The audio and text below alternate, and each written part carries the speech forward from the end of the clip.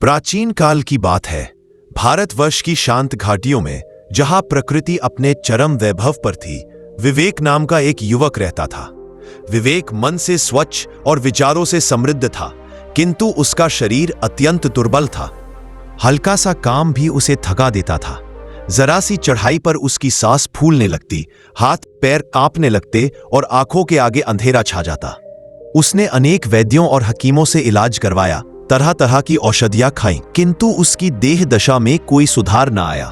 उसकी यह शारीरिक दुर्बलता उसके आत्मविश्वास को डगमगा चुकी थी और वह अक्सर स्वयं को हीन महसूस करता था। एक दिन निराश होकर वह एक बूढ़े सन्यासी के पास गया। सन्यासी ने उसकी व्यथा सुनी और मुस्कुराते हुए कहा, वत्स, तुम्हारे कष्ट का समाधान किसी औषधि में नहीं बल्कि स्वयं में है। मैंने सुना है कि हिमाच्छादित पर्वतों की तलहटी में एक प्राचीन आश्रम है, जहां योगीराज धीरानंद निवास करते हैं। उनकी शिक्षाएं केवल शरीर को नहीं बल्कि आत्मा को भी बल प्रदान करती है। शायद वही तुम्हारी सहायता कर सके। योगीराज ने अपनी आंखें खोली। उनकी आंखों में गहरी शांति और अनंत करुणा थी। विवेक की ओर देखा और एक मंद मुस्कान के साथ बोले, शांत हो वत्स, तुम्हारा शरीर कमजोर नहीं, तुम्हारी चेतना बिखरी हुई है। बल बाहर से नहीं आता, वह भीतर से जागृत होता है। विवेक उत्सुकता से सुनने लगा। गुरुदेव ने आगे कहा, कल से तुम आश्रम के नित्य कर्मों में हाथ बटाओगे। सुबह ब्रह्म मुहूर्त में उठकर नदियों से पानी भरोगे, आश्रम के बगीचे में पानी दोगे और सूखी लकड़ियां इकट्ठी करके रसोई में पहुंचाओगे। इसके साथ ही प्रतिदिन सूर्योदय से पहले सूर्य नमस्कार, प्राणायाम और ध्यान का अभ्यास करोगे। भोजन में केवल आश्रम का सात्विक आहार, कंदमूल, फल, दाल और अनाज ही ग्रहण करोगे। और सबसे महत्वपूर्ण बात, प्रत्येक कार्य को पूर्ण समर्पण और आनंद के साथ करोगे, बिना किसी शिकायत या आलस्य के। विवेक इतना ही सुनकर अवाक रह गया। उसने सोचा था कि गुरुदेव उसे कोई विशेष औषधि या मंत्र देंगे, लेकिन यह तो कठोर परिश्रम का मार्ग था। वह निराश हुआ, पर गुरुदेव के तेज को देखकर वह मना भी न कर सका। अगले दिन से विवेक ने गुरुदेव के आदेशों का पालन करना शुरू किया। पहले कुछ दिन विवेक को बहुत कष्ट हुआ। नदी से पानी लाने में ही उसकी सांसें उखड़ जाती, लकड़ियां उठाते ही शरीर में दर्द होने लगता, प्रत्येक कार्य उसे पहाड़ जैसा लगता।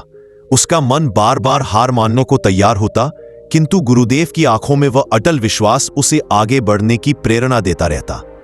गुरुदेव उसे देखते रहते, कभी कोई शब्द न कहते, बस एक शांत मुस्कान देते। धीरे धीरे विवेक के शरीर में सूक्ष्म परिवर्तन आने लगे। थकान कम होने लगी, सांसें स्थिर होने लगी और उसके हाथ पैरों में पहले से अधिक बल का अनुभव होने लगा। उसकी मांसपेशियां सुदृढ़ होने लगी और उसका आत्मविश्वास बढ़ने लगा। सबसे अद्भुत बात यह थी कि उसके मन में भी परिवर्तन आ रहा था। कठोर शारीरिक श्रम और नियमित ध्यान से उसका मन शांत होने लगा। इंद्रियां वश में आने लगी और उसमें एक नई ऊर्जा और उत्साह का संचार हुआ। महीनों बीत गए।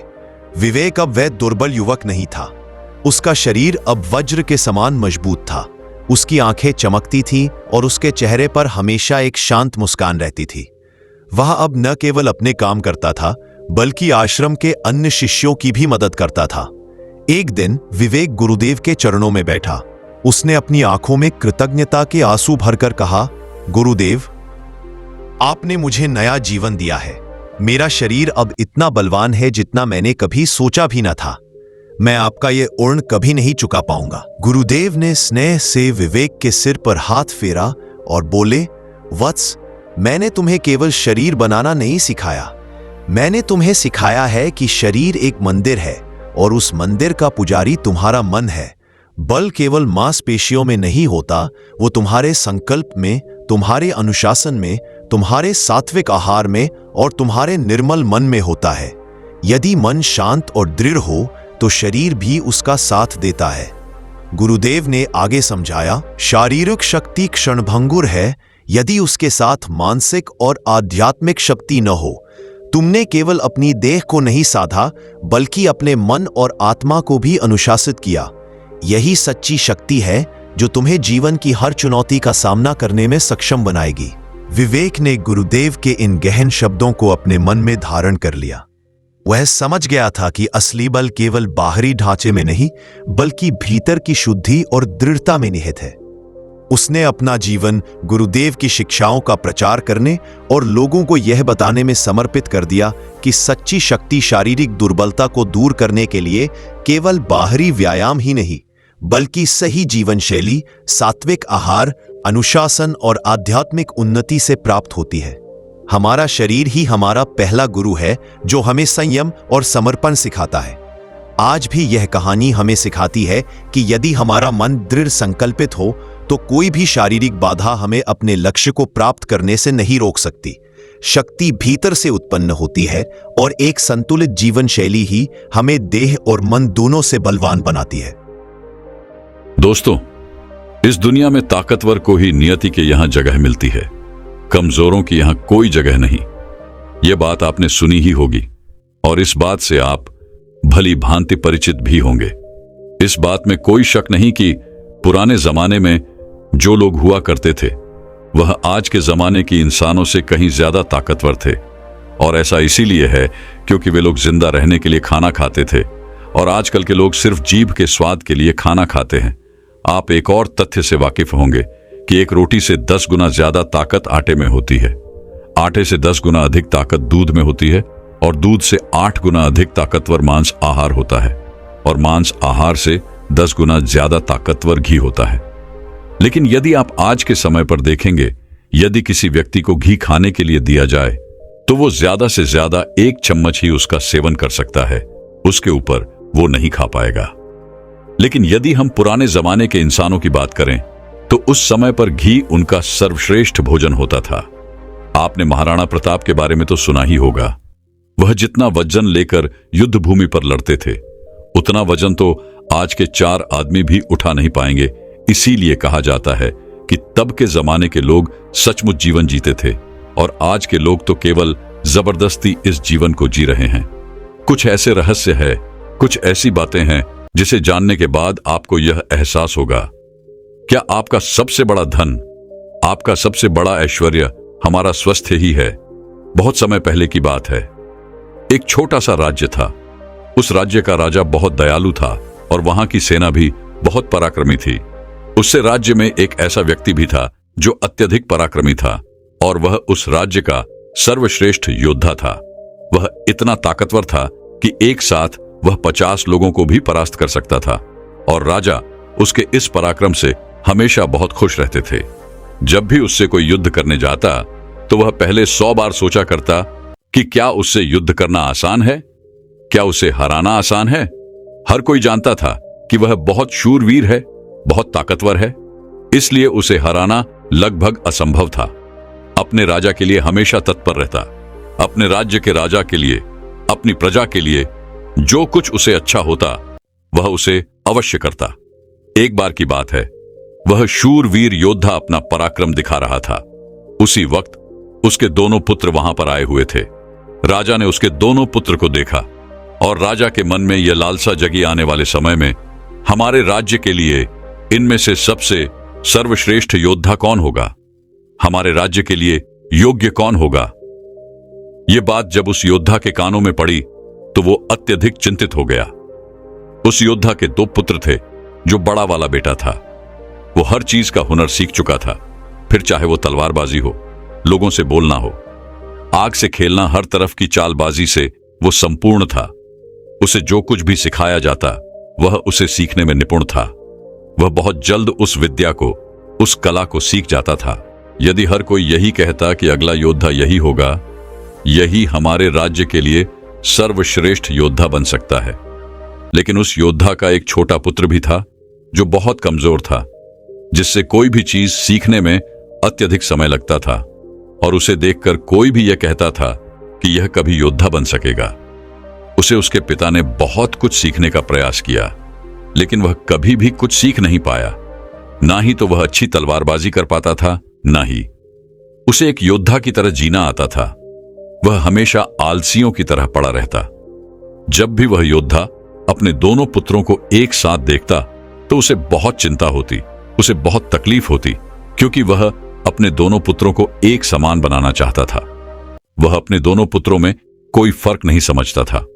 लेकिन जब भी कोई यह कहता कि बड़ा पुत्र अत्यधिक बलवान है, शूरवीर है, वह एक योद्धा जरूर बनेगा, और जब वहीं पर छोटे बच्चे के लिए कोई यह कहता यह तो कमजोर है, आलसी है, यह भला क्या कर पाएगा, यह सुन उस योद्धा को बहुत तकलीफ होती, बहुत दुख होता। लेकिन वह योद्धा यह जानता था कि इसमें उसके छोटे बेटे की कोई गलती नहीं है। उसका व्यवहार दूसरों से अलग है और यह दूसरों से थोड़ा कमजोर है, लेकिन इससे कुछ बातों का ध्यान रखना होगा, तभी यह दूसरों के साथ पराक्रमी बन सकता है, दूसरों जैसा तलवारबाज बन सकता है, दूसरों जैसा सर्वश्रेष्ठ योद्धा भी बन सकता है। इस बात का ध्यान रखते हुए वह योद्धा अपने उस बेटे को लेकर एक गुरु के पास पहुंचा। यह वही आश्रम था जहां उस योद्धा ने भी शिक्षा ग्रहण की थी। वह उस गुरु को भली भांति जानता था और यह भी जानता था कि वह गुरु उसके छोटे बेटे को शिक्षा अवश्य देंगे, जिससे वह भी अन्य लोगों की तरह पराक्रमी और शूरवीर बन सकता है। वह भी उन गुरु के पास ले गया, उन्हें प्रणाम किया और कहने लगा, हे गुरु, मैं चाहता हूं कि मेरा बच्चा आपसे शिक्षा ग्रहण करे। यह थोड़ा आलसी है, थोड़ा कमजोर है और यह कभी कुछ सीखना ही नहीं चाहता, जबकि मेरा बड़ा बेटा बहुत साहसी है, शूरवीर है, ताकतवर है, पराक्रमी है और इस राज्य को ऐसे ही लोगों की आवश्यकता है। लेकिन मेरा यह छोटा बेटा, जो कि मेरी चिंता का कारण बना हुआ है, मैं चाहता हूं कि यह भी पराक्रमी बने, शूरवीर बने, ताकतवर बने, ताकि इस राज्य का हर कोई इसके भी गुण गाए। मैंने बहुत प्रयास किए, मैंने कई तरह के उपाय भी किए ताकि ये अपने जीवन में कुछ कर सके, कुछ सीख सके, लेकिन ये कभी कुछ सीखना ही नहीं चाहता। मैं चाहता हूं कि मेरे दोनों पुत्र एक बराबर, किसी में कोई कमी ना, इन दोनों को एक बराबर अधिकार मिले, लेकिन यह अपने आलस के कारण, अपनी कमजोरी के कारण हमेशा पीछे रह जाता है। मैंने इसे कई बार समझाया, लेकिन यह है कि मेरी बातों को मानता ही नहीं। मैं अपने दोनों बेटों में कोई भेदभाव नहीं रखना चाहता, मैं दोनों को एक बराबर बनाना चाहता हूं। उस योद्धा की यह सारी बातें सुनकर वह गुरु उस योद्धा से कहते हैं, मैं जानता हूं तुम्हारे पुत्र को क्या तकलीफ है, मैं इसे वैसा ही बना दूंगा जैसा तुम चाहते हो, लेकिन इसके लिए तुम्हें इसे कुछ दिन के लिए मेरे पास यहां पर आश्रम में छोड़ना होगा, और मैं तुम्हें यकीन दिलाता हूं कि जब तुम वापस इसे लेने आओगे तो तुम्हें तुम्हारा यह पुत्र इस प्रकार नहीं दिखेगा। इसकी जगह पर तुम्हें वह पराक्रमी, वह ताकतवर बेटा मिलेगा जैसा तुम चाहते। वह गुरु अत्यधिक आत्मज्ञानी थे, बस उस योद्धा के पुत्र को देखकर यह समझ चुके थे कि उसे क्या तकलीफ है और उसे किस तरह से ठीक किया जा सकता है, उसे किस तरह से पराक्रमी बनाया जा सकता है, क्योंकि आखिर वह एक ऐसे योद्धा का पुत्र है जिसे अभी तक कोई हरा नहीं सका था। बस उसे इस बात का एहसास करवाना ही काफी था। उस गुरु के कहने पर अपने पुत्र को वहीं पर छोड़कर वापस अपने घर की ओर लौट जाता है। उसके बाद उस योद्धा का वह पुत्र एक शिष्य बनकर उन गुरु के आश्रम में रहने लगता है, वहां के सारे कामकाज करने लगता है, वहां पर वह सीखने लगता है, समझने लगता है, और इसी प्रकार कई दिन बीत जाते हैं। और एक दिन सही समय आने पर वह गुरु उस योद्धा के पुत्र से कहते हैं, चलो आज मैं तुम्हें कुछ दिखाना चाहता हूं। इतना कहकर वह गुरु उस योद्धा के पुत्र का हाथ पकड़ लेते हैं और उसे लेकर एक पहाड़ी की ओर, ऊपर की ओर बढ़ चलते हैं।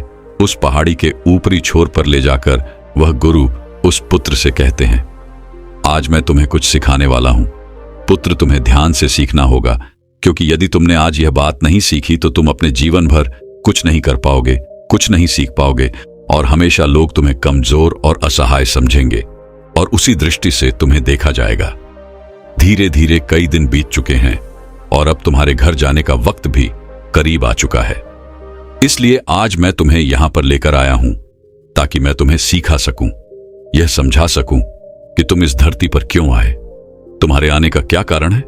इतना कहकर वह गुरु उस पुत्र को ऊपर की ओर इशारा करते हुए कहते हैं, ऊपर ध्यान से देखो, उस चील को, उस चील ने अपने पंजों में अपना नवजात शिशु रखा हुआ है। वह चील ऊपर की ओर बढ़ती चली जा रही थी, इतनी ऊंची जाती कि बादलों को चीरकर ऊपर बढ़ती ही चली जाती और वहां पर जाकर वह अपने बच्चे को छोड़ देती। यदि वो छोटा सा बच्चा डर गया, उसे यह समझ नहीं आ रहा था क्या आखिर उस चील ने अपने ही बच्चे को इस तरह से नीचे क्यों फेंक दिया। गुरु और शिष्य दोनों इस दृश्य को बड़े ही ध्यानपूर्वक देख रहे थे। जैसे ही उस चील ने अपने उस बच्चे को नीचे की ओर छोड़ा, वह बच्चा तेजी से एक पत्थर की भांति नीचे की ओर गिरता चला जा रहा था। और वह जब तेजी से नीचे आने लगा तो उसने कई बार कोशिश की, कई बार प्रयास किए कि वह अपने पंखों को खोल सके, फड़फड़ा सके, जिससे वह हवा की उस रुख का फायदा ले सके, वह भी उड़ सके। लेकिन उसके कई अथक प्रयास के बाद भी उसके पंख नहीं खुल पा रहे थे और वह एक पत्थर की भांति तेजी से नीचे गिरता चला जा रहा था। जैसे जैसे वो नीचे गिरता जा रहा था, उसकी मां भी ठीक उसके पीछे ही थी। उसने ऊपर से अपने पंजे में फिर एक बार अपने उस बच्चे को पकड़ लिया। एक बार फिर वह चील अपने उस बच्चे को लेकर आकाश में ऊपर ऊंचाई की तरफ बढ़ती चली जाती है और फिर से वह ऊंचाई पर जाकर अपने बच्चे को ठीक उसी प्रकार छोड़ देती है। ये देख उस बच्चे को कुछ समझ नहीं आ रहा था कि आखिर चील अपने बच्चे के साथ ऐसा क्यों कर रही है। यदि उसके बच्चे को कुछ हो गया तो फिर क्या होगा। चील लगातार इसी प्रक्रिया को दोहरा रही थी। गुरु अपने उस शिष्य का हाथ पकड़ते हुए बस पेड़ की ओर आगे बढ़े जहां पर वह चील रहा करती थी, और उस जगह को दिखाते हुए वह गुरु उस पुत्र से कहते हैं कि इस जगह को ध्यान से देख लो। ठीक इसी जगह पर वह चील और उसका बच्चा इस पेड़ पर रहते हैं। तुमने एक बात और गौर की, इस पेड़ पर तुम्हें अनेकों फूल देखने को मिल रहे होंगे, लेकिन जहां पर यह चील और इसका बच्चा रहता है वहां पर तुम्हें एक भी फूल नजर नहीं आएंगे, क्योंकि फूल बड़े ही कोमल होते। और वह चील चाहती तो इन फूलों को अपने साथ जहां पर रहती है उसे रख सकती थी, लेकिन वह जानती है कि फूलों में रहकर उसका बच्चा एक पक्षी बनेगा।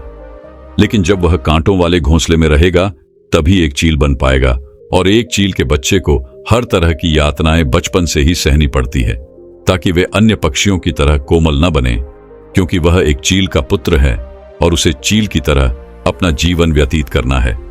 यदि वो बाकी पक्षियों की तरह बनेगा तो उसमें चील वाले वो स्वभाव नहीं होंगे और ना ही उसे कोई चील का पुत्र कह सकेगा। ठीक इसी प्रकार तुम भी एक शूरवीर योद्धा के पुत्र हो। यदि तुम चाहो तो अन्य लोगों की तरह अपना जीवन व्यतीत कर सकते हो, तुम फूलों का आनंद ले सकते हो, लेकिन तुम एक योद्धा के पुत्र हो, इसलिए तुम्हें भी कांटों की राहों पर चलना ही होगा। इन कांटों की राह पर चलकर ही तुम अपने आप को मजबूत बना पाओगे, अपने आप को शूरवीर और पराक्रमी बना सकोगे। ठीक वैसा ही यह चील भी कर रही है। वह भी अपने पुत्र को पराक्रमी और शूरवीर बना रही है। वह अपने बच्चे को उड़ान भरना सिखा रही है। वह बार बार जाकर अपने बच्चे को इसीलिए नीचे पटक रही है ताकि उसका बच्चा खुद ब खुद उड़ान भरना सीख ले। जब भी चील किसी को जन्म देती है तो हर बार उसे वही सिखाना चाहती है जो उसने सीखा है। वह एक चील होने का उसे एहसास कराना चाहती है।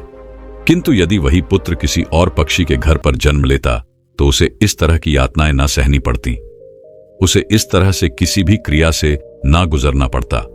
वह फूलों के घोंसले में रह सकता था, वह फूलों में पैदा होता और फूलों में ही खत्म हो जाता। लेकिन चिल के बच्चे का एक नियम होता है, एक नियति होती है कि नियति उसे तभी जिंदा रखेगी जब वो पराक्रमी होगा, शूरवीर होगा, और उसे वो सारे हुनर, वो सारे पराक्रम सीखने ही होंगे। ठीक उसी प्रकार तुम भी एक शूरवीर योद्धा के पुत्र, एक पराक्रमी योद्धा के पुत्र, इसलिए तुम्हें भी वह हुनर सीखना ही पड़ेगा। अन्यथा अन्य पक्षियों की तरह तुम भी अपने जीवन में कुछ नहीं कर पाओगे। तुम भी एक दिन फूलों में जीकर फूलों में ही मर जाओगे। ये सब देखकर वह पुत्र उन गुरु के चरणों में गिर पड़ा, उन्हें प्रणाम किया और कहने लगा, हे गुरुदेव, मुझे अपनी गलती का एहसास हो चुका है। मुझे यह पता चल चुका है कि मैं एक शूरवीर योद्धा का पुत्र हूं और मुझे अपना जीवन इसी तरह से जीना है। मुझे इस हुनर को सीखना ही होगा। इतना कहकर वह गुरु और शिष्य वापस आश्रम की ओर लौट जाते हैं। वहां पहुंचने के बाद वह गुरु अपने उस शिष्य से कहते हैं, मैं तुम्हें कुछ ऐसी बातें बताने जा रहा हूं जिससे तुम्हें अपने जीवन में उतारना होगा। यदि तुम इन बातों को अपने जीवन में उतार लेते हो और इसे तुम्हें जीवन भर याद रखना होगा। जो कुछ तुमने अभी उस चील से सीखा है वह तुम्हारे लिए एक ऐसी सीख है जिसे तुम्हें कभी नहीं भूलना चाहिए। लेकिन तुम एक चील नहीं हो और चील की बच्चों की तरह तुम ज्ञान को भी अर्जित नहीं कर सकते। आखिर तुम एक इंसान हो और तुम्हें इंसानों की तरह ही अपने शरीर को बनाना होगा। आज मैं तुम्हें कुछ बातें बताने जा रहा हूं जो तुम्हें अपने घर जाकर करनी होगी, जिससे तुम एक पराक्रमी योद्धा बन सकोगे और अपने शरीर को स्वस्थ रख पाओगे, क्योंकि एक शूरवीर हमेशा अपने शरीर का ध्यान रखता है। वह हमेशा अपने शरीर को चुस्तीला और फुर्तीला बनाए रखता है, जिसके कारण वो कभी बीमार नहीं पड़ता। तुम्हें भी इस बात का ध्यानपूर्वक ध्यान रखना होगा। तुम्हें सुबह जल्दी उठना होगा। 6 से 8 घंटे की नींद तुम्हारे लिए महत्वपूर्ण है। इससे ज्यादा कभी मत सोना। सुबह जल्दी उठकर अपना जो हुनर है उसका अभ्यास करना। जिस प्रकार तुम्हारे पिता एक योद्धा हैं, पर सुबह उठकर अपने सभी हुनरों का अभ्यास करते हैं, ठीक उसी प्रकार तुम्हें भी सुबह उठकर अपने सभी हुनर का अभ्यास करना होगा। योगा प्राणायाम करना होगा, जिससे तुम्हारा शरीर पूरी तरह से स्वस्थ होगा। और जितना तुम अपने शरीर को स्वस्थ रखोगे, उससे भी ज्यादा तुम अपने अंदर की शक्तियों को समर्थ बना पाओगे। और तुम्हें एक बात और याद रखनी होगी, जितना तुम्हें अपने ऊपरी शरीर का ध्यान रखना है, उतना ही तुम्हें अपने भीतर के शरीर का भी ध्यान रखना है। अर्थात अपनी मानसिक शक्ति का भी तुम्हें ध्यान रखना होगा, इसे भी बढ़ाना होगा। और यह मानसिक शक्ति तुम्हें ध्यान से मिलेगी। इसीलिए हमेशा ध्यान करना, हमेशा सुबह उठकर प्राणायाम करना, हमेशा सुबह उठकर योगा करना, ये तुम्हें मजबूती प्रदान करेंगी। और यदि इसके बाद भी तुम सुबह जल्दी नहीं उठ पाते, तो तुम इस आदत को नहीं अपना पाते, तो मेरा एक और सबक याद रखना। जिस दिन तुम उठने में लेट हो जाओ, अर्थात जितना समय तुम देरी से उठो, अपने शरीर पर उतने ही कोड़े मरवाना। जब तुम यह क्रिया 4 से 5 दिन करोगे, तो तुम खुद ही अपने आप में वो बदलाव देख पाओगे कि तुम अपने आप ही अपने समय पर उठना शुरू कर पाओगे। दूसरी बात जो तुम्हें हमेशा ध्यान रखनी है कि तुम्हें हमेशा स्वादिष्ट और स्वस्थ खाना ही खाना है। ऐसी चीजें कभी मत खाना जो तुम्हारे शरीर को नुकसान पहुंचाती है। हमेशा तुम स्वस्थ खाना ही खाना, जैसे हरी सब्जियां, फल, दूध, दही। तुम भोजन अपने शरीर के लिए करना ना कि अपनी जीभ के लिए, ना ही स्वाद के लिए। अगली बात, वह गुरु अपने शिष्य से कहते हैं कि जब भी तुम्हारे मन में कोई चिंता हो, कोई ऐसा विषय हो जिसे लेकर तुम बहुत चिंतित हो, तो ऐसी बात अपने घर परिवार में अवश्य बताना। यदि तुम इन बातों को अपने मन में रखते हो, तो यह बातें तुम्हें मन ही मन कमजोर बनाती चली जाएगी। यह चिंता तुम्हें अंदर ही अंदर खाती चली जाएगी और तुम खोखले होते चले जाओगे। और याद रखना, जब हमारा मन बीमार पड़ता है, तो वह हमारे शरीर को भी बीमार कर देता है। इसलिए कोई भी बात कभी छुपाकर मत रखना। हर बात अपने घर वालों और अपने परिवार को अवश्य बताना आगे। वह गुरु अपने उस शिष्य से कहते हैं, हमेशा सकारात्मक सोच रखना, कभी भी नकारात्मक विचार अपने दिमाग में आने मत देना। सबके जीवन में उतार और चढ़ाव तो आते ही रहते हैं। सभी के जीवन में सुख और दुख लगा ही रहता है। कभी अच्छा तो कभी बुरा जीवन इसी प्रकार चलता है। तुम्हारे जीवन में समय चाहे कैसा भी क्यों ना आए, लेकिन तुम्हें हमेशा एक सकारात्मक सोच ही अपनानी है, जिससे तुम अपने जीवन में आने वाली कठिन से कठिन परिस्थितियों का सामना हंसते हुए और बड़ी ही सरलता से उसका सामना कर सको और जीवन में आगे बढ़ पाओगे। अगली बात जो तुम्हें याद रखनी चाहिए, क्यों तुम्हें हमेशा मुस्कुराते रहना है, क्योंकि एक योद्धा यदि चिंतित हो तो उसका राज्य भी चिंतित हो सकता है। और तुम्हारी मुस्कुराहट से ही सबको ताकत मिलती है। तुम एक शूरवीर योद्धा के पुत्र, तुम्हारी हंसी तुम्हारे चेहरे से अलग नहीं होनी चाहिए। तुम्हारा मुस्कुराते रहना ही तुम्हारे और तुम्हारे राज्य के लिए उचित है। और यह तुम्हारे राज्य को एक सकारात्मक ऊर्जा प्रदान करता है। और तुम्हारा मुस्कुराते रहना तुम्हारे लिए भी अच्छा है। यह तुम्हारे भीतर सकारात्मक ऊर्जा का प्रवाह करता है। गुरु अपने उस शिष्य को आखिरी सीख देते हुए कहते हैं, हमेशा अपने जीवन में दान पुण्य करते रहना, तो इससे कभी पीछे मत हटना। तुमने देखा होगा कि राजा महाराजा ऐसे होते हैं जो दान के समय पर उनसे जो मांगा जाए वो सब देने के लिए तैयार हो जाते, फिर चाहे आप उनका राजपाट ही क्यों ना मांग लें। दान पुण्य करना अत्यधिक जरूरी है। और ऐसा नहीं कि दान में तुम केवल धन ही दो, तुम किसी की मदद भी कर सकते हो। इसलिए दान पुण्य के समय पर तुम्हें कभी पीछे नहीं हटना चाहिए। जब हम दान करते हैं तो हमारे मन में एक अजीब सी खुशी महसूस होती है। हमारा मन बहुत खुश होता है, हम बहुत अच्छा महसूस करते हैं और यह खुशी हमारे शरीर को और भी ज्यादा मजबूत बनाती है। लोगों में यह गलत धारणा है कि जब हम दान करते हैं तो हमारी संपत्ति घटती है। लेकिन ऐसा नहीं है। जब हम दान करते हैं तो इससे हमारी संपत्ति घटती नहीं बल्कि बढ़ती चली जाती है। इसलिए दान करने से कभी पीछे मत हटना। जब भी तुम्हें मौका मिले, जैसा भी तुम्हें मौका मिले, तुम दान अवश्य करना। इतना कहकर गुरु वे शांत हो गए और शिष्य उन गुरु के चरणों में प्रणाम करके उनसे कहता है, हे गुरु, आपने जो मुझे शिक्षा दी है, यह शिक्षा मैं अपने जीवन भर याद रखूंगा। इसे मैं कभी भुला नहीं पाऊंगा। हे गुरु, अब मुझे आज्ञा दीजिए। मैं अपने घर जाना चाहता हूं। अपने पिता की तरह एक पराक्रमी योद्धा बनना चाहता हूं। इतना कहकर वह शांत हो जाता है और गुरु उसे आशीर्वाद देते हुए उस शिष्य को उसके घर जाने की आज्ञा प्रदान करते हैं। आज मैं आपको कुछ ऐसे फूड्स के बारे में बताने वाला हूं, कुछ ऐसी खाने पीने की चीजों के बारे में बताने वाला हूं जो कि अक्सर हम लोग अपने नाश्ते में सुबह सुबह इस्तेमाल करते हैं।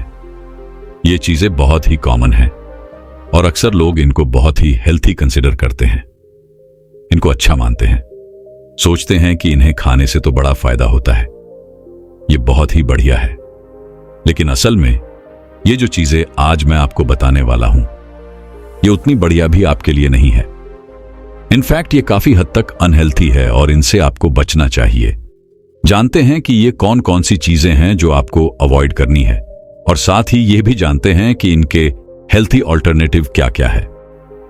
तो सबसे पहले बात करते हैं सबसे कॉमन फूड की, जो कि हम में से करीब करीब सभी लोग अपने नाश्ते में खाते हैं या फिर पहले कभी खाते रहे होंगे, जो कि है पराठा।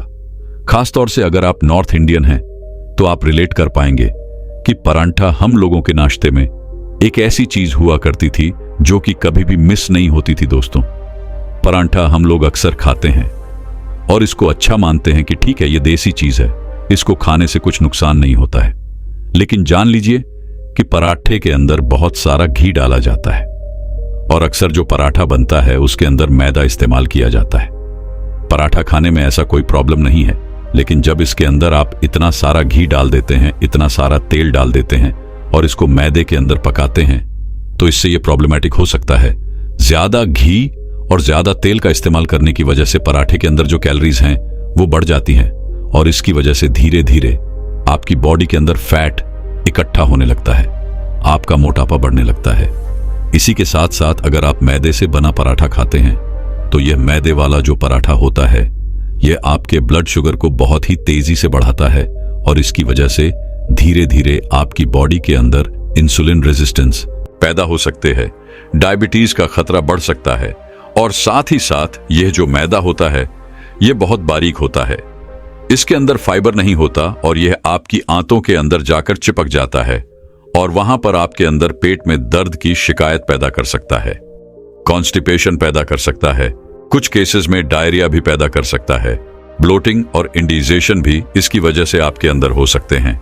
तो इसी वजह से जो पराठा है या आपकी सेहत के लिए एक बुरी चीज है जो कि आपको नाश्ते में नहीं खानी चाहिए।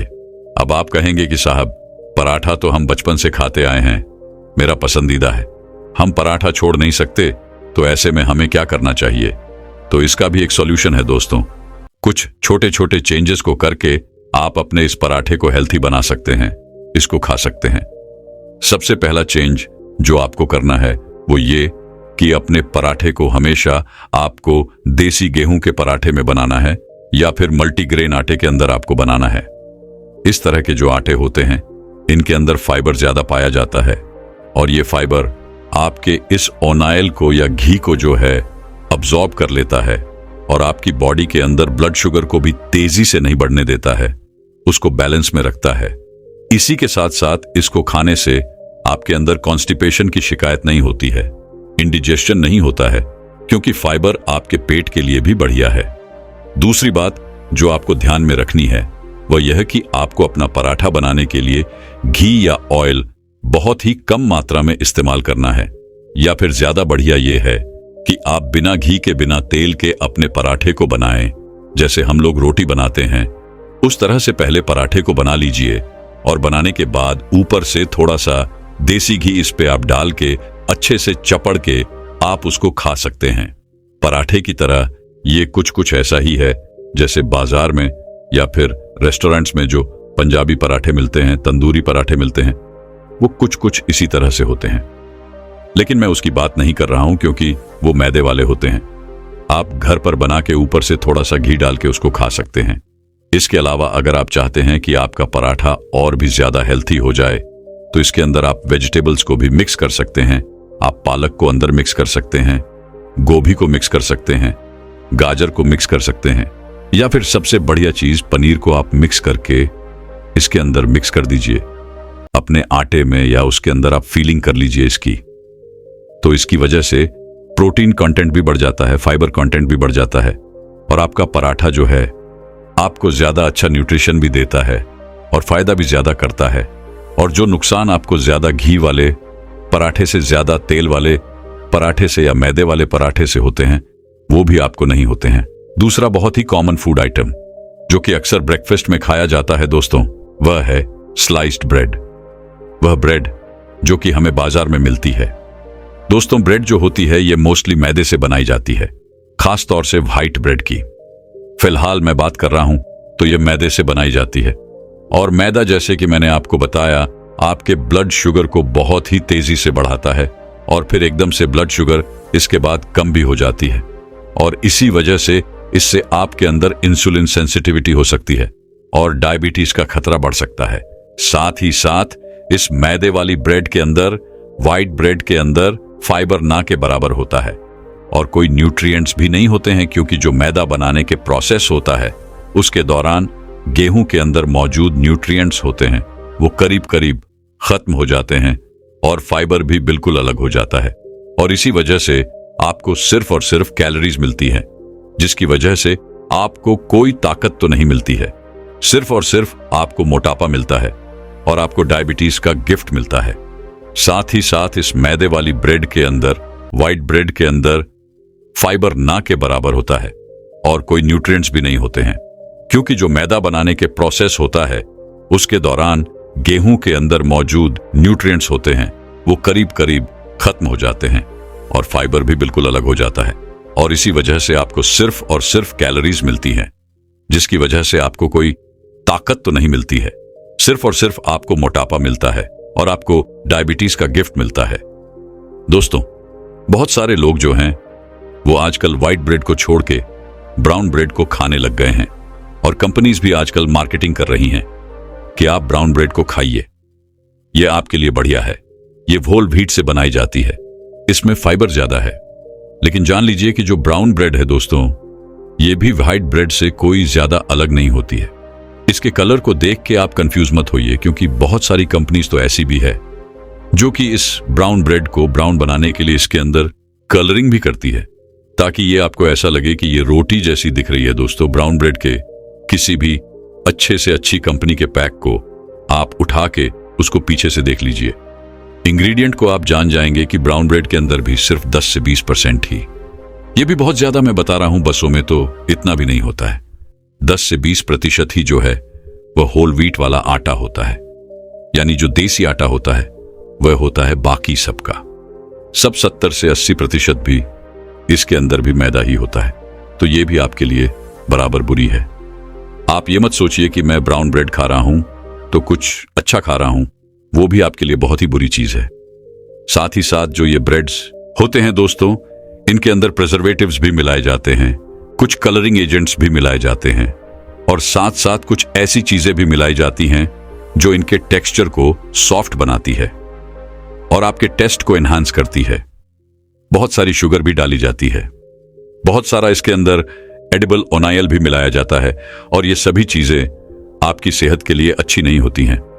इनफैक्ट बहुत सारी रिसर्चर्स तो ये भी कहती हैं कि ब्रेड को ज्यादा इस्तेमाल करने से आपके अंदर डायबिटीज का खतरा बढ़ता है, और साथ साथ कुछ तरह के कैंसर्स के होने का रिस्क भी इस तरह के ब्रेड्स को खाने से बढ़ सकता है। तो इसीलिए ब्रेड को भी आपको इस्तेमाल नहीं करना चाहिए। अब आप कहेंगे कि ब्रेड की जगह हम क्या इस्तेमाल करें, तो आप रोटी को इस्तेमाल कर सकते हैं, जो घर पर हम लोग रोटी बनाते हैं, या फिर उससे बेटर है कि जो अच्छा हेल्थी वाला पराठा मैंने आपको बताया था उस तरह से पराठा बना के भी आप खा सकते हैं। वो आपको व्हाइट ब्रेड से कम ही नुकसान देगा। व्हाइट ब्रेड तो आपके लिए बिल्कुल ही बेकार है, उसको तो बिल्कुल ही मत खाया करिए। तीसरी चीज है दोस्तों, चीनी वाली चाय या फिर कॉफी। दोस्तों, इंडिया में सबसे ज्यादा पी जाने वाली और सभी लोगों की फेवरेट अगर कोई ड्रिंक है तो वह है चाय। लेकिन क्या आप जानते हैं कि यह सिंपल सी दिखने वाली जो चाय होती है, ये आपकी हेल्थ को कितना नुकसान पहुंचा सकती है, खास करके तब जब आप इसमें बहुत सारी चीनी ऐड कर लेते हैं, जो कि हम में से ज्यादातर लोग करते हैं। अक्सर हम सोचते हैं दोस्तों कि एक चम्मच शुगर से भले क्या ही फर्क पड़ेगा, चलो पी लेते हैं। लेकिन दोस्तों, ये एक एक चम्मच शुगर मिलकर आपकी सेहत को बहुत ही बुरी तरह नुकसान पहुंचाता है। मैंने अक्सर देखा है कि बहुत सारे लोग तो ऐसे हैं जो कि चाय के अंदर, कॉफी के अंदर 2-2 चम्मच शुगर डाल के पीते हैं और बड़े मजे से पीते हैं और दिन में 4-4 बार चाय पीते हैं। ये शुगर वाली जो चाय है या कॉफी है दोस्तों, ये आपको मीठी तो लगती है, लेकिन इससे आपकी बॉडी की जो ब्लड शुगर है वह बहुत ही तेजी से बढ़ती है और इससे बॉडी में अनावश्यक कैलोरीज भी बढ़ती है, मोटापा बढ़ता है, इंसुलिन रेजिस्टेंस बढ़ सकता है और भी बहुत सारी तरह की बीमारियां इससे आपके अंदर पैदा हो सकते हैं।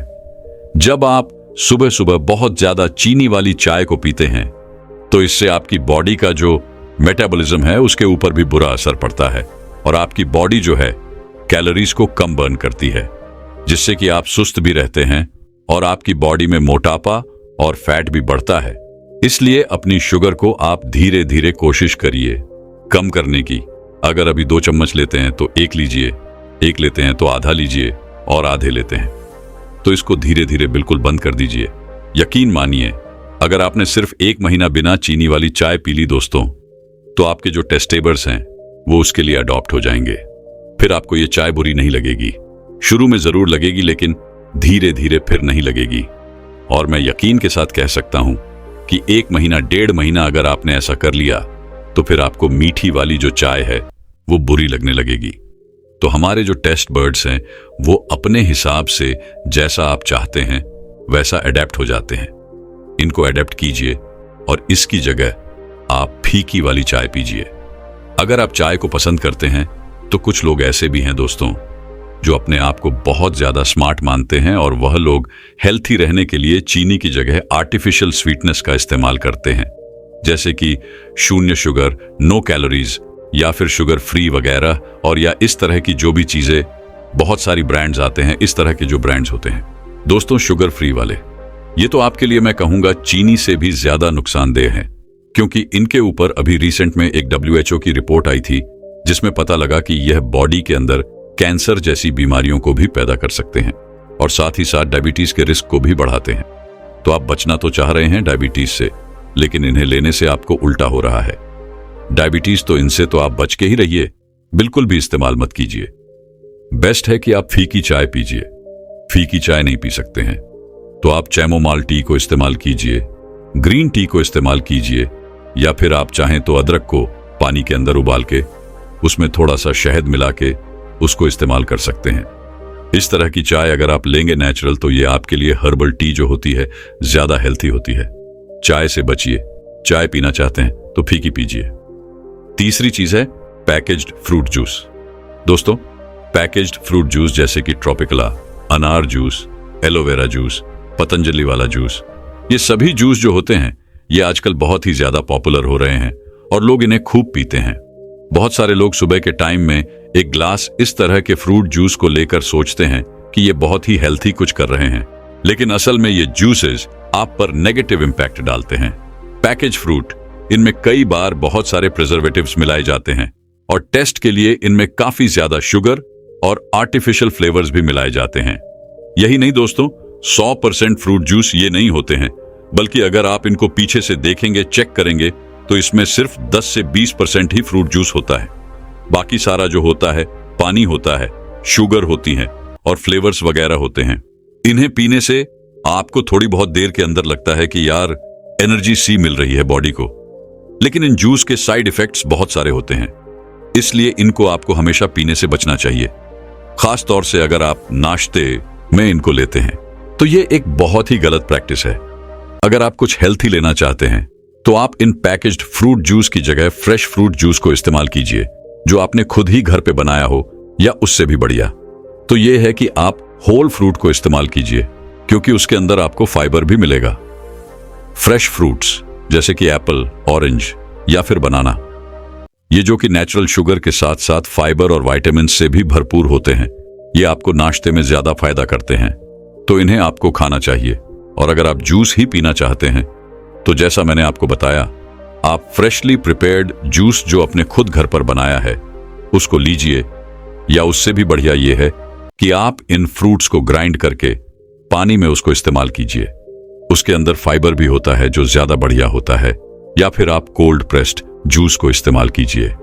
नेक्स्ट नंबर आता है दोस्तों ब्रेकफास्ट सीरियल्स और इंस्टेंट ऑट्स का, जो कि आजकल के इस फैशनेबल जमाने में काफी ज्यादा पॉपुलर हो रहे हैं और करीब करीब हर एक घर में आपको ये आसानी से मिल जाते हैं। जी हाँ दोस्तों, जो पैकेज ब्रेकफास्ट सीरियल्स होते हैं जैसे कि कैटलॉग्स, कॉर्नफ्लावर लेक्स हुआ, मोस्टली नट्स डिलाइट हुआ, ग्रेनोला हुआ या इंस्टेंट ऑट्स हुआ, जो कि बड़े शानदार सी पैकिंग में आपको दिखते हैं और बड़े हेल्थी लगते हैं। ये असल में स्वस्थ नाश्ता विकल्प नहीं है, बल्कि बहुत ही अस्वस्थ है। इनके अंदर बहुत सारी शुगर डाली जाती है, बहुत सारी प्रोसेसिंग इनकी की जाती है और बहुत सारे आर्टिफिशियल फ्लेवर्स भी मिलाए जाते हैं, जिसकी वजह से ये अनहेल्थी हो जाते हैं। लेकिन इनको प्रमोट ऐसे किया जाता है कि जैसे ये बड़े ज्यादा हेल्थी हैं और आपको बड़ा फायदा करते हैं। वैसे भी दोस्तों, रोजाना इन सीरियल्स का इस्तेमाल अगर आप करते हैं तो यह आपकी ओवरऑल हेल्थ के लिए बहुत ही ज्यादा बुरा होता है। खास करके अगर आप वेट को कंट्रोल करना चाहते हैं या अगर आपके अंदर डायबिटीज की प्रॉब्लम है, तो ऐसे में तो इनसे आपको बिल्कुल ही बचना चाहिए इन पैकेज्ड सीरियल्स के बदले। अगर आप अपने नाश्ते में दलिया खाएं, स्प्राउट्स दाल को खाएं, उबले हुए चने खाएं या स्प्राउट्स चने को खाएं, तो यह आपके लिए ज्यादा बेहतर ऑप्शन होते हैं, क्योंकि ये नेचुरल है। इनके अंदर फाइबर बहुत ज्यादा होता है, ज्यादा शुगर नहीं होती है और आपको बहुत सारा विटामिन, बहुत सारा मिनरल और बहुत सारी ताकत और प्रोटीन इससे आपको मिलता है। तो इस तरह की नेचुरल चीजों को इस्तेमाल कीजिए। और जो पैकेट में आपको खूबसूरत सी चीजें दिखती हैं जो कि महंगी भी बहुत ज्यादा होती हैं, लेकिन हम लोग उनके बहकावे में आके खरीद लेते हैं, तो इस तरह की चीजों से आप बचिए और अपने बच्चों को खास तौर से इनसे बचाइए, क्योंकि आजकल बच्चों को इस तरह की चीजें बहुत पसंद है। चोकोस और कैनॉग्स कॉर्नफ्लेक्स और इस तरह की चीजें बच्चे बहुत खाते हैं। हम भी सोचते हैं कि कुछ हेल्थी है तो बच्चों को दे देते हैं, लेकिन ये सब चीजें अनहेल्थी है। इनसे बचिए, जितना भी ज्यादा हो सके उतना बचिए। हमारी आज की इस लिस्ट में आखिरी चीज है दोस्तों बेकिंग आइटम्स, जैसे कि रस, बिस्कुट, फैन, पाव, पेस्ट्री, पब्स और मफिन्स, इस तरह की चीजें। ये सभी चीजें एक्चुअल में बहुत ही ज्यादा टेस्टी होती हैं, सबको पसंद होती है, मुझे भी वैसे पर्सनली पसंद है। लेकिन क्या आपको यह पता है कि ये आइटम मैनली मैदे से, वेजिटेबल ओनिल से, घी से और बहुत सारे शुगर से बनी हुई होती है। उनके अंदर नमक भी कई बार बहुत ज्यादा होता है और इसीलिए ये बॉडी को बहुत नुकसान देती है। इन्हें ज्यादा खाने से वजन बढ़ता है और हृदय रोग खतरा भी इससे बढ़ जाता है। अगर आप अपनी हेल्थ को लेकर सीरियस हैं थोड़े से भी, तो इन सभी चीजों को आपको रेगुलर बेसिस पर खाने से बचना चाहिए। कभी कभी आप थोड़ा बहुत मजे के लिए खा सकते हैं, लेकिन रेगुलर बिल्कुल भी मत खाइए। इन चीजों के बदले अगर आप घर पर बने हुए होल ग्रेन के मफिन्स खाएं, या फिर अगर आप घर पर आटे के बिस्किट्स बना लें, या फिर अगर आप कुछ ऐसी हेल्थी चीजें बना लें जैसे कि बेसन का चीला है या फिर सूजी का चीला है, तो ये आपके लिए ज्यादा बढ़िया होती है। इन चीजों से आपको कोई नुकसान भी नहीं होता है और इनसे आपको टेस्ट भी भरपूर मिलता है। वैसे दोस्तों, ब्रेकफास्ट की ही तरह रात को डिनर में भी कई ऐसी चीजें हैं जो कि खाने पीने में आपको अवॉइड करनी चाहिए। दोस्तों, मैं उम्मीद करता हूं कि यह कहानी सुनने से आपके जीवन में अच्छे बदलाव आए होंगे। आपको इस वीडियो से क्या सीखने मिला, ये कमेंट करके जरूर बताइए और अपने परिवार, टिस्विंगल दोस्त या आपके करीब इंसान के साथ ये कहानी शेयर करके उन्हें भी इस जनान से परिचित करवाए। बाकी अगर आपको यह वीडियो दिल से अच्छी लगी हो तो ही इस वीडियो को लाइक कर देना, और आपने अब तक इस चैनल को सब्सक्राइब न किया हो तो चैनल को सब्सक्राइब भी जरूर कर देना। आपका हर दिन शुभ हो और खुशियों से आपका जीवन भरा रहे। धन्यवाद। नमो बुद्धाय।